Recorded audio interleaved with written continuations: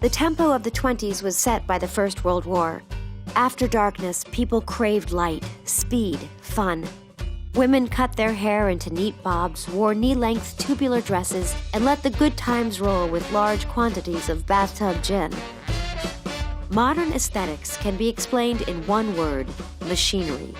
Machinery is geometry in motion, wrote the talented artist Benito to Condé Nast in 1925. Their new flapper dresses followed the natural lines of the body and showed some leg. There was a sense of romance in the popular and more full-skirted looks, too. The war had created jobs and the opportunity of an active life to the former women of leisure. In clothes by Chanel, Lanvin, and Calot Sur, she embraced the idea with both hands. Speed, movement, escapism defined the Jazz Age. With a strong dollar in their back pocket, American expatriates such as Ernest Hemingway and Gerald Murphys were drawn to Paris and the French Riviera, the newest playground of the rich.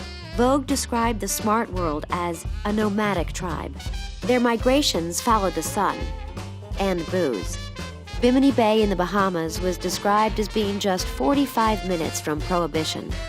Being sun-kissed was no longer a taboo, thanks to Coco Chanel, who made tanning a trend. The bob rules, declared Vogue in 1926, 9 years after the influential dancer Irene Castle cut her hair.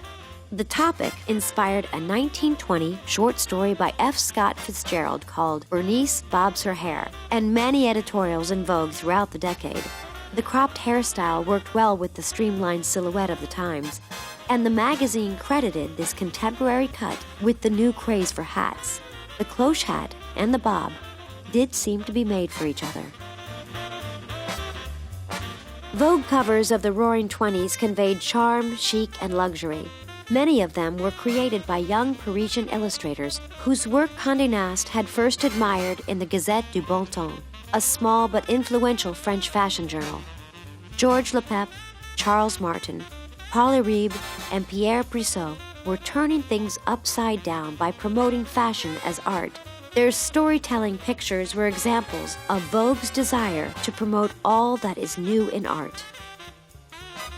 While Vogue's illustrators were conjuring fairy tale-like fantasies, Edward Steichen was turning his direct and modern eye to fashion photography. His gift was, in the words of one critic, to enhance the look of the clothes while retaining a sense of real life. Or, as Condé Nast put it to Steichen, every woman De Meyer photographs looks like a model. You make every model look like a woman.